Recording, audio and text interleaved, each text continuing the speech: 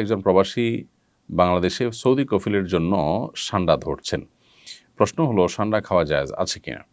সান্ডা সাধারণত মরুভূমিতে হয়ে থাকে এবং এটি সরীসৃপ প্রজাতীয় একটি প্রাণী, দেখতে গুই সাপের মতোই অনেকটা। এই সান্ডা, এটাকে কোরআন এবং হাদিসের ভাষায় দব বলা হয়। এখনও আরব দেশগুলোতে এটাকে দব বলা হয়।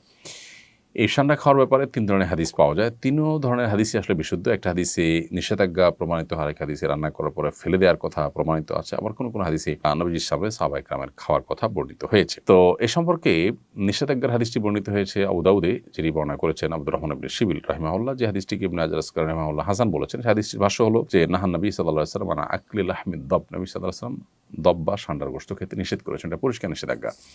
আরেকটি হাদিস বর্ণিত হয়েছে মুসনাদে আহমদে, যেটিকে ইমাম ইবনে হাজাম এবং ইমাম আইনি এবং শাওকানি রাহিমাহুল্লাহ তারা সহিহ বলেছেন। হাদিসটিতে নবী করিম সাল্লাল্লাহু আলাইহি সাল্লামের উপস্থিতিতে সাহাবায়ে কেরাম কোনো একটা জায়গায় গিয়ে সেখানে প্রচুর পরিমাণ দব দেখতে পেলেন। সেই দবগুলো তারা ধরে রান্না করেছেন। এরপর নবী করিম সাল্লাল্লাহু আলাইহি সাল্লাম বনী ইসরাঈলের একটি প্রাণী বিশেষ, যেটা আকৃতিকে বিকৃত করে দেওয়া হয়েছে শাস্তিস্বরূপ, সেটা হওয়ার আশঙ্কা নবী সাল্লাল্লাহু আলাইহি সাল্লাম করে সেটি ফেলে দিতে বললেন। সাহাবায়ে কেরাম সেটি ফেলে দিয়েছেন, পরে তারা আর খাননি। আরেকটি হাদিস বর্ণিত হয়েছে আব্দুল্লাহ ইবনে আব্বাস রাদিয়াল্লাহু তাআলা আনহু থেকে, সেটি সহিহ মুসলিমে বর্ণিত হয়েছে এবং সেখানেও দেখা যায় যে নবী করিম সাল্লাল্লাহু আলাইহি সাল্লামের সামনে সাহাবায়ে কেরাম খাবার খাচ্ছিলেন এবং সেখানে বিভিন্ন আইটেম ছিল, দব ছিল। তো অন্যরা খেয়েছেন, নবী সাল্লাল্লাহু আলাইহি সাল্লাম সেটি খাননি, পরিহার করেছেন।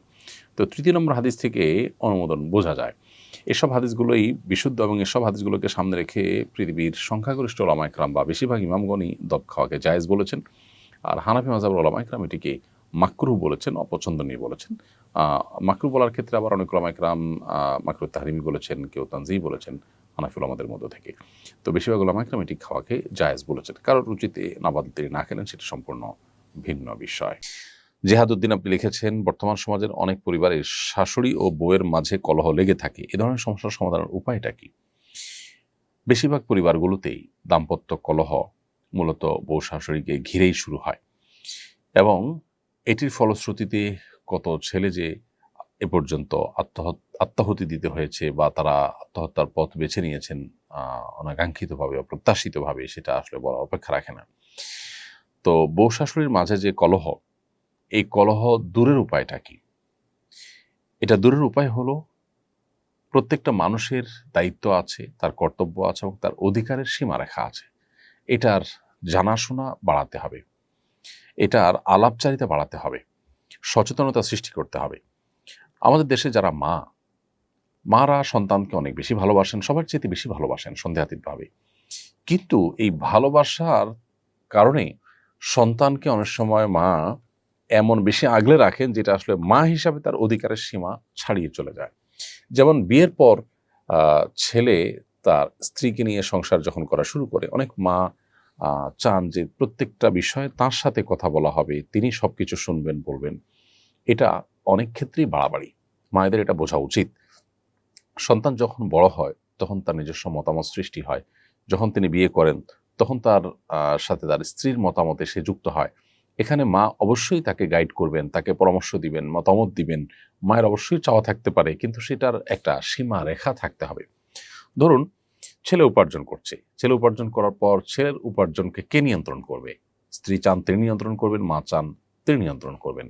আর শরিয়া চায় যিনি উপার্জন করছেন তিনি তার উপার্জনকে নিয়ন্ত্রণ করবেন। সন্দেহাতীতভাবে মায়ের প্রতি রেসপেক্ট থাকবে, মায়ের পরামর্শকে সর্বোচ্চ আমল নেওয়ার চেষ্টা করবেন, আর স্ত্রীর যা পাওনা প্রাপ্য আছে সেগুলো দিবেন এবং তিনিও কোনো যৌক্তিক পরামর্শ দৃষ্টিকে আমল নেওয়ার চেষ্টা করবেন। কিন্তু দিন শেষে সিদ্ধান্ত নেওয়ার ক্ষমতা ইসলাম দিয়েছে যিনি উপার্জন করেছেন তাকে।